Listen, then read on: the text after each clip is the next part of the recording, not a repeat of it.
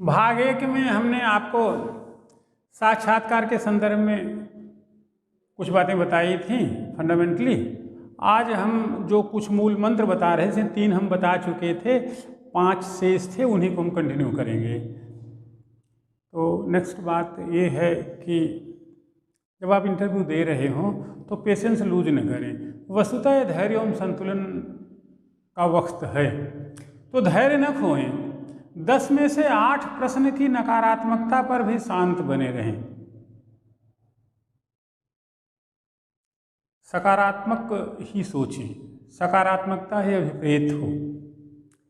देखिए, ज्ञान आपके पास है, अब आपको प्रत्यक्षतः बोर्ड के सामने अपनी शांतचित्तता, एक बेहतर गठन के साथ बैठना, एक अच्छा पोस्चर, एक अच्छे व्यक्तित्व के साथ सहजता बरतते हुए जो इस चीज़ का परिचायक होगी कि जब आप अधिकारी होंगे और आपके सामने कठिन से कठिनतम समस्याएं आएंगी तो पेशेंस लूज नहीं करेंगे। तो इसी के मद्देनज़र यदि प्रश्नों के उत्तर गलत भी हो रहे हैं तो वह स्पष्ट न बोलें, कन्फ्यूज न करें, कन्फ्यूज न कराएं, कन्फ्यूज न हों। प्रश्नों का उत्तर सहजता से दें। नहीं आ रहा सारी सर, बहुत देर बाद कई प्रश्न, क्या सारी सर, क्या सारी सर लगाए रखे हो, कुछ आता जाता नहीं है। नहीं सर, बीच स्माइल, नहीं सर ऐसी कोई बात नहीं सर, आगे पूछे हम बताएंगे। वो कुछ ऐसा इत्तेफाक है कि, तो अब इत्तेफाक पे ही बातें घूम सकती हैं, कुछ हो सकता है। तो फिलहाल सहज बने रहें। कोई जो है आप इस तरीके से अपने आप को एक्सपोज न करें कि हम नर्वस फील कर रहे हैं। तो चलते रहें। 10 प्रश्न का उत्तर गलत हो जाए, 20 का गलत हो जाए, 35 मिनट भी उल्टा चला जाए, फिर भी सहज रहे। मुश्किल होगा लेकिन विकल्प भी कोई नहीं, यदि पैसा होगा नहीं। आपके यहाँ रुकने मात्र से आपको 40% नंबर मिल जाएगा। तो मीन I2 से आपको टेंस लेने की ज़रूरत नहीं है। अपने आप को वहाँ जो है सहज तरीके से प्रस्तुत करने की आवश्यकता है। और मान लो सब चीज़ें सहज सहज चल रही तो कोई बात ही नहीं है। यहाँ पे एक भ्रामक बात कभी कभी लड़के फैलाते हैं, कहते हैं कि किसी सुधीजन ने कहा कि अगर आपके सारे उत्तर आ भी रहे हों तो 1-2 प्रश्नों का उत्तर गलत दे दें। उसके पीछे तर्क गढ़ते हैं कि बोर्ड का वो थोड़ा सा कॉन्फिडेंस तो गलत शब्द हुआ, बोर्ड का ईगो सेटिस्फाइड करने के लिए। तो हम कुछ बातें स्पष्ट कर लें। बोर्ड में ऊंचे लोग पहुंचते, उनका कोई ईगो नहीं होता है। उनका ईगो केवल एक होता है कि हमको उत्तर प्रदेश सरकार को, भारत सरकार को अच्छे अधिकारी देना है। तो ये है गलत बात है। आप सारे प्रश्नों का उत्तर दें। हाँ, उत्तर देते समय जो है आप विनम्र भाव रखें, विनम्रतापूर्वक मना करें, विनम्रतापूर्वक उत्तर दें। यही अधिकारी का कैरेक्टर होता है। जब आप सरकारी और सरकारी पत्र लिखते हैं तो इसका भी मूल्य आपके सामने आता है। तो ऐसी कोई बात नहीं है। और अगर हम थोड़ा सा इसको और स्पष्ट करेंगे तो हमसे ये कहेंगे, आप एक चीज़ ज़रा बताओ कि कौन सा 2 प्रश्न आप गलत बताओगे, पहला दूसरा। अगर तीसरा चौथा अपने आप गलत हो गया तो तब तो 4 गलत, आपको तो पसीना पसीना हो जाएगा। चलो 5-6 आपने बताया, 7वां 8वां आपने गलत बता दिया, और 9वां 10वां फिर अल्टीमेट क्वेश्चन कौन होगा, अंतिम को, इसका कौन सा पता है। और सबके बाद आपके धारणाधिकार हर तरीके से आपको इस तरीके से संतुष्ट करते हैं कि अब 18 क्वेश्चन पूछा गया, 19वां 20वां शायद लास्ट हो और उसको आप गलत बताएंगे। ध्यान रहे, पहले तो इसका कोई निश्चित पैरामीटर नहीं है, सुनिश्चिति नहीं है। आप सब क्लियर रहे कि 19वां 20वां के बाद प्रश्न नहीं पूछा जाएगा, बाकी सारे प्रश्नों का उत्तर आपने सही दिया है। अब परीक्षक का, बोर्ड का ईगो सेटिस्फाइड करने के लिए आप 2 प्रश्नों का उत्तर देने जा रहे हैं। देखें, जो मनोविज्ञान हमने पढ़ी वो कहती है कि खास तौर पर विद्यार्थी को प्रश्न का उत्तर आ रहा, वो उत्तर न दिए संभव ही नहीं। और अगर उद्देश्यपरक ढंग से उत्तर देगा भी तो नहीं देगा, तो अपना कुछ कमर हाथ ऐसे वैसे कर देगा कि सर प्रश्न का उत्तर तो मुझे आ रहा है लेकिन मैं आप पर अनुकंपा कर रहा हूँ। अब अगर बात है बोर्ड को अनुभव हो गया कि हम पे कृपा की जा रही है, तो इसका फलश्रुति इसका परिणाम आप महसूस कर सकते हैं। तो इस नाते नकारात्मक मूल्यों से बचें, बी पॉजिटिव। चीज़ें अच्छी हो रही हैं, चीज़ें अच्छी होने वाली हैं, आपके पास ज्ञान है, सहज बने रहें। प्रश्नों का उत्तर गलत सही यहाँ बहुत बड़ा मुद्दा नहीं। अगर सारे गलत प्रश्नों के बावजूद भी आप सहज बने रहते तो इससे यह निःसृति निष्कर्ष रिजल्ट तो पैदा ही होता है कि लड़का एडवर्स में भी शांत बना रहे। ये कम उपलब्धि नहीं। तो इसको इसी तरीके से समझें। नेक्स्ट पॉइंट, वस्त्र वही जिसमें सहजता महसूस हो। आमतौर पे लड़के इंटरव्यू आया नहीं, बस कौन सा ड्रेस लें, नेवी ब्लू कलर का, ये वो दुनियादारी। हमारा एक स्टूडेंट था राजस्थान का, तो वो कहता था कि सर ये तो जैसे सब सेल्समैन जा रहे हैं। तो ड्रेस वगैरह के बारे में आप ये समझें कि बोर्ड में बड़े लोग बैठे रहते हैं, उनको ड्रेस से कोई लेना देना नहीं होता, उससे इम्प्रेस नहीं होते हैं। उनके बेटे उनके पोते आपसे बहुत अच्छा अच्छा कपड़ा पहनते हैं, और वैसो भी इस परीक्षा में मध्यम वर्ग के विद्यार्थी जाते हैं। आप कितना महंगा कपड़ा बनवाइएगा, कितना अच्छा कपड़ा बनवाइएगा, ये सब मुद्दे नहीं हैं। हाँ, वस्त्र वह पहने। हमारे अवध में एक कहावत कही जाती, आप रुचे भोजन पराए रुचे वस्त्र। तो कपड़ा जो थोड़ा सोवर हो, जो ठीक ठाक हो, उसको आप पहन सकते हैं। आप जाएं, आराम से इंटरव्यू दें, कोई वहाँ वस्त्र के नाते आपको नंबर नहीं। हाँ, वस्त्र साफ सुथरा हो, थोड़ा सा जेंटल स्टाइल का हो, बस ठीक।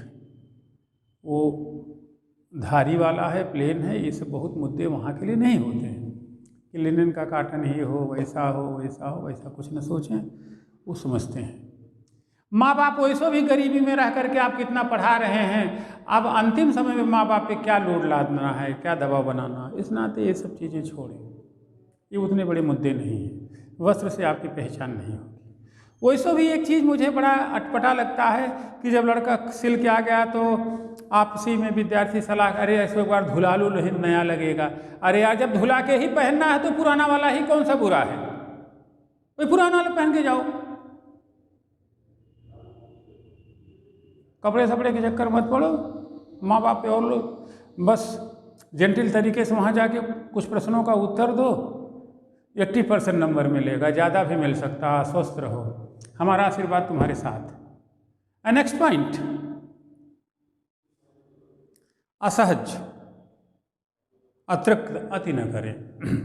आप समझते होंगे वहाँ पे कुछ ज़्यादा दिखाना, ज़्यादा स्मार्ट बनना, या बहुत हीन भावना से ग्रस्त दिखाना। कभी कभी कुछ लड़के, हालांकि सब चीज़ें बहुत चर्चाएं करेंगे अलग से 2-3 पार्ट में, कि पता लगा कि बोर्ड पानी पी के रख रहा है तो आपने उठा लिया। हालांकि ऐसा आप करते नहीं, करेंगे नहीं, तो कुछ वहाँ पे ऐसा कुछ नहीं करना है और नहीं होगा।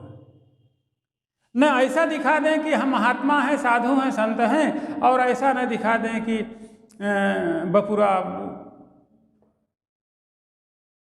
अकिंचन हीन भावना से ग्रस्त। दोनों बातें खतरनाक हैं।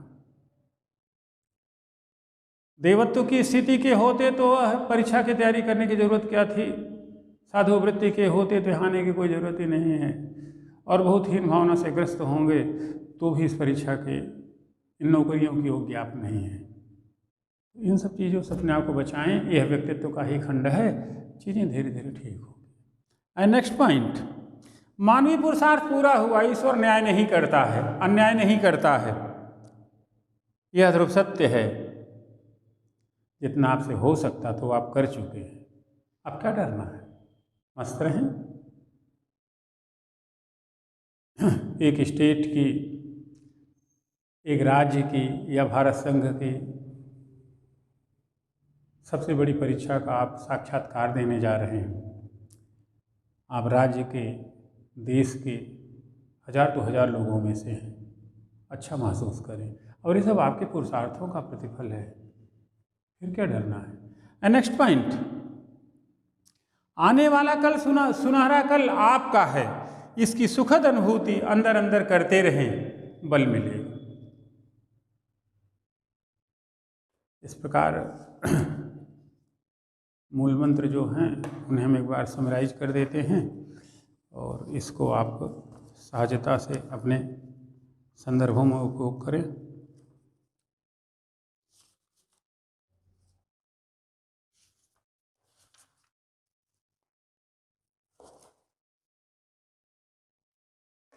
नंबर 1, सहज रहें, सामने अपने जैसे ही सहयोगी बैठे हुए।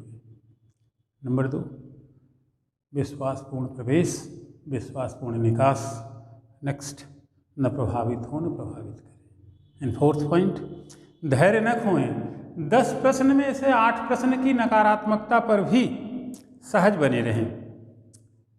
5th पॉइंट, वस्त्र वही जिसमें सहज महसूस करें। नेक्स्ट, असहज अतिरिक्त अति न करें, आबलिक बने। नेक्स्ट, मानवीय पुरुषार्थ पूरा हुआ, ईश्वर अन्याय नहीं करता है, यह ध्रुव सत्य है। लास्ट एंड 8वां बिंदु, आने वाला सुनहरा कल आपकी प्रतीक्षा में है, इसकी सुखद अनुभूति करते रहें, संबल मिलेगा, डरने की जरूरत नहीं है। बी पॉजिटिव, सकारात्मक रहें, कल आप अधिकारी बन रहे हैं, आप टॉपर हो सकते हैं। देश और समाज को दिशा और दशा देने का वक्त आपको मिलने वाला है, प्रसन्न महसूस करें। अब देखें आगे कुछ बातें तो हम आपको और बता रहे हैं, तो हम इन्हीं मुद्दों को कि सामाजिक क्षेत्र से, राजनीतिक क्षेत्र से, आर्थिक क्षेत्र से, पृष्ठभूमि से या समसामयिक घटनाओं से या वर्तमान कालखंड की स्थितियों से जो प्रश्न पूछे जाएंगे, एक प्रॉपर वे में पॉइंट्स आपको हम 5 जनवरी को दे देंगे और उसी को एक एक करके डिस्कस करते रहेंगे। और फिर प्रश्नावली के संदर्भ में, जैसे लॉकडाउन है, कोविड-19 है, आत्मनिर्भरता है, या कृषि सुधार अधिनियम है, किसानों का आंदोलन है, ऐसे टॉपिक दे करके उसमें से कैसे कैसे प्रश्न पूछे जाएंगे, बोर्ड की तरफ से कैसे आप उत्तर देंगे, ये सारी चीज़ें हम कई भागों में आपको उत्तरोत्तर प्रस्तुत करते रहेंगे। और 5 जनवरी को फिर 7 ऐसे करके ढेर सारे पार्ट्स में लेक्चर आपको बांट देंगे, करेंगे। हमें नहीं लगता आपको कोई दिक्कत होगी। आज हम कुछ बातें आपको, तो ये आपके पास एक क्राइटेरिया होगा, एक फ्रेमिंग होगी जिसके धरातल पे आपको चलना है। आज हम कुछ बातें गौरव डालमिया के लहजे से, संदर्भ से, उनकी लिखी पढ़ी बातों से, हालांकि मैं भी वैसा ही कुछ हूँ, तो कुछ हम आपको बताने जा रहे हैं, उसको सीखें जो साक्षात्कार में लाभदायक होगा। वर्ष 2020 बीत चुका है, लगभग 24-48 घंटे बचे हुए हैं, ज़्यादा वक्त नहीं है। तो 2020 के बारे में जाने माने भौतिक विज्ञानी रॉबर्ट ओपेनहाइमर का नज़रिया शायद आपको अच्छा लगे। हालांकि बात मैं भी कहता रहता हूँ, मेरा जो कोरोना की 21 कड़ियाँ निकली हैं उसमें एक है कि सुधी जन से, संत से प्रश्न हुआ सबसे अच्छा समय कौन है, तो संत कहता है प्रत्यक्ष जो सामने। तो कहते हैं संत, भौतिक विज्ञानी, गणितज्ञ, दार्शनिक सब एक ही होते हैं, साहित्यकार, इनमें कोई भेद नहीं होता। संत से प्रश्न हुआ सबसे अच्छा समय कौन है, तो उत्तर हुआ प्रत्यक्ष वर्तमान जो सामने है। तो रॉबर्ट ओपेनहाइमर कहते हैं कि एक आशावादी शख्स को लगता है कि संभावित दुनिया में आज का दौर सबसे अच्छा है। उसी समय एक निराशावादी व्यक्ति यह कहता है यही बात सच है। अब आपको सोचना है कि आप आशावादी हो कि निराशावादी। शुक्ल जी की लाइनें यहीं पे याद आती हैं। इस पुस्तक में मेरी अंतर यात्रा में पड़ने वाले कुछ प्रदेश हैं। हम चिंतामणि भाग्य की बात कर रहे हैं। यात्रा के लिए निकलती रही बुद्धि, हृदय को साथ में लेकर मार्ग में भावाकर्षक स्थलों पर मन जहाँ रमता गया है, बुद्धि अपनी प्रवृत्ति के अनुरूप कुछ कहती गई है। इस तरह से यात्रा के श्रम का परिहार होता रहा है। यह मैं सुधी पाठकों पर छोड़ता हूँ कि निबंध व्यक्ति प्रधान है कि विषय प्रधान। चीज़ों को आप आशावादी तरीके से लेते हैं कि निराशावादी तरीके से लेते हैं, ये आप पे निर्भर करता है। चीज़ों को आप माइक्रो पे लेते हैं कि मैक्रो पे लेते हैं, ये आप पे निर्भर करता है। दौर है आपके सामने। किसी को कोरोना अवसर लगता है और किसी को कोरोना आपदा। अब अवसर लग रहा हो तो बढ़ें, आपदा लग रहा हो तो भी बढ़ें। विकल्प और कोई नहीं है। रुकना मानव जाति का धर्म नहीं। तो आज आप देखेंगे कोविड-19, लॉकडाउन, आत्मनिर्भर Bharat, work from home, share बाजार, 2020 से सबक, वैश्विक महामारी, भूमंडलीकरण, शक्ति की राजनीति, अंतर्राष्ट्रीय मामले, पर्यावरण, वैक्सीन की राजधानी हैदराबाद,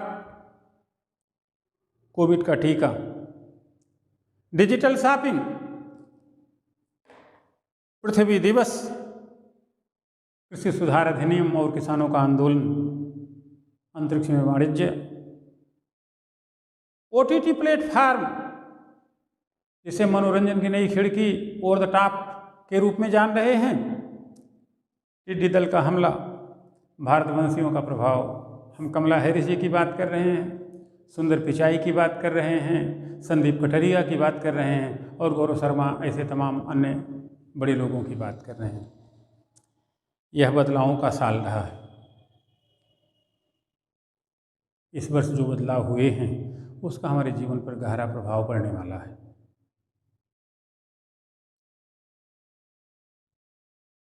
सुधीजन कहते हैं कि कभी कभी बदलाव होने में दशकों गुजर जाते हैं, शताब्दियां गुजर जाती हैं, और कभी कभी बदलाव within the twinkling of eye, क्षणों में हो जाते हैं। कोविड महामारी कुछ ऐसे ही है जिसने क्षणों में, सेकंडों में, दिनों में सब कुछ बदल करके रख दिया। एक भूकंप सा आ गया, जैसे ज्वालामुखी का विस्फोट हो गया। यह भी महसूस हुआ कि अब मानव जाति समुद्र में बह जाए। तो 2020 की सच्चाई यही है। कोविड-19 के बाद दुनिया में भारी बदलाव हुए। कई ग्लोबल ट्रेंड अपने शिखर पर पहुंच गए। कहा जाता है कि दुनिया बदलने वाली कुछ ताकतों का दौर खत्म हो गया। अगर उथल पुथल मापने का कोई सूचकांक होता या है तो यकीन मानिए 2020 उथल पुथल के मामले में शिखर पर रहा। यानी कि शिखर सूचकांक उथल पुथल के मामले में 2020 क्रेडिट गोज टू 2020। यह मैच नहीं है जिसका रिजल्ट घंटों में निकल जाएगा। यह आपदा है, यह समय का प्रभाव है, यह मुसीबत है जिसे हमें सीख लेनी है, बढ़त के रास्ते खोजने हैं, दुनिया को आगे ले जाना है, समृद्धि और विकास के सपने जो हमने देखे उसे पूरा करना है। ये बड़ा साल है। इस चुनौतियों को गहरे महसूस करिए और आगे बढ़िए। आमतौर पे आम दिन हम इसमें गुजार देते हैं कि यह कैसे होगा, वह कैसे होगा, इधर चलें कि उधर चलें। लेकिन 2020 हमारे भविष्य को सुनिश्चित करने वाला है। 2020 हमसे कहता है सीख लो, प्रकृति से रिश्ते बनाओ, आपसदारी मेंटेन करो, सामाजिक ताना बाना कमजोर न पड़ने दो, शक्ति की राजनीति में न पड़ो। लाभ और हानि की कोई परिभाषा नहीं, सब यही याद आता है। इकट्ठे कर जहां के जर, सभी दुनिया के माली थे, सिकंदर जब गया दुनिया से दोनों हाथ खाली थे।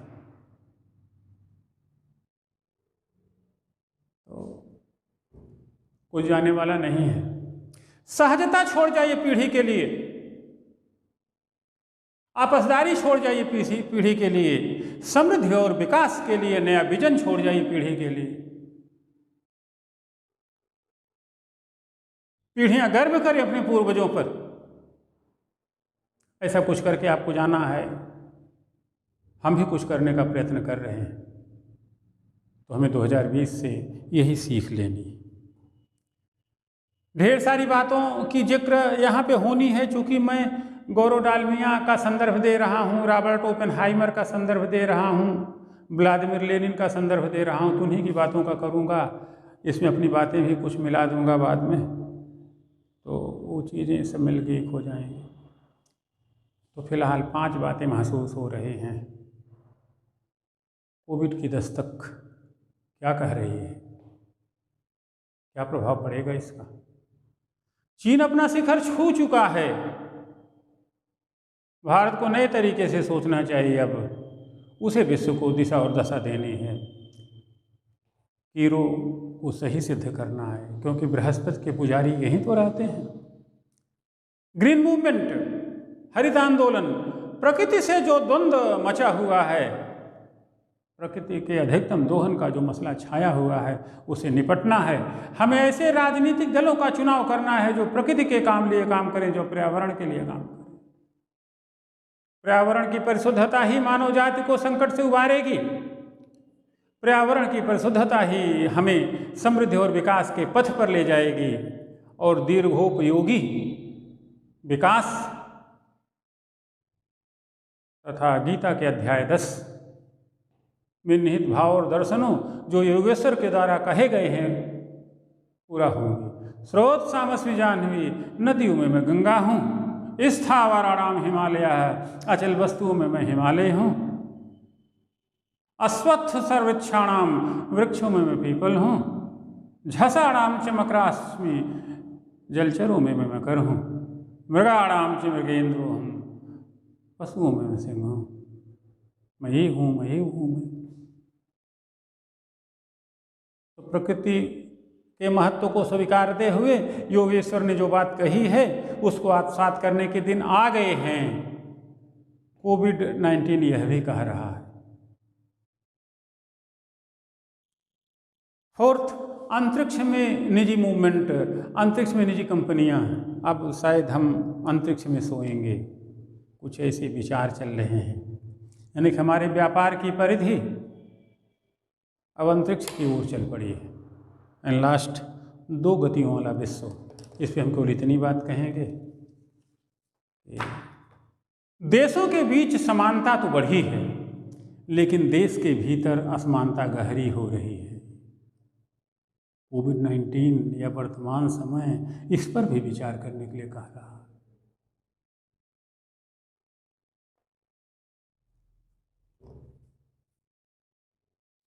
दुनिया के किसी सुधी सम्रांत सुलझे व्यक्ति ने कहा था कि दुनिया की सबसे अच्छी चीज़ें तो फ्री में मिलती हैं,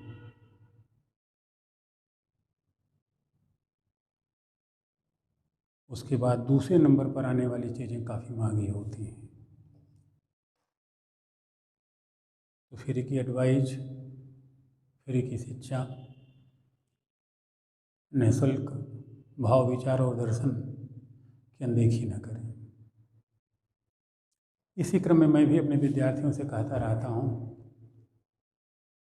कि मुझे मेरा शुल्क दो तो पूरा दो, अन्यथा फ्री पढ़ो। दोनों में मुझे लगेगा मैं कुछ कर रहा हूँ। इसे मैं इस नज़रिए से भी सोचता हूँ। शुल्क नहीं मिलेगा तो मुझे लगेगा कि दिन ऐसे ही चलने वाले हैं, और शुल्क मिलेगा तो लगेगा कि दिनों में सकारात्मक बदलाव आने वाले हैं। हम दोनों में संतुष्ट हैं, हमें कहीं कोई दिक्कत नहीं है। आप हमारा उपयोग करें, हम आपके साथ हैं। उसको भी कहते हैं अच्छी बात या तो भूखे पेट निकलती है या पूरी तरीके से भरे, या कभी कभी नशे में निकल जाती है। नशा शराब का या एल्कोहल से इत्यादि का ही नहीं, नशा सोइंग में भी एक नशा होता है, जवानी खुद में एक नशा होती है। तो थोड़े से नशेबाज तो हम हैं, एक नशा तो रहता है। कौन सा है, इसका निर्णय हम अपने सुधी विद्यार्थियों पर छोड़ देते हैं। आप महसूस करें। 5 जनवरी को फिर आपके सामने मुखातिब होंगे, एक आउटलाइन के साथ, एक रूपरेखा के साथ, जिसे आपको आगे के लेक्चर्स में, पार्ट्स में एक्सप्लेन करेंगे, बताएंगे। हमें लगता है कि हमारे विद्यार्थी किसी भी स्ट्रीम के हों, किसी फेनोमेनन के हों, किसी सोच के हों, किसी पद पंक्ति प्रतिष्ठा और परिस्थिति के हों, अवश्य लाभान्वित होंगे। नया साल शुभ हो, अनंत शुभकामनाएं। फिर मिलेंगे 5 जनवरी को शाम 5 बजे। धन्यवाद।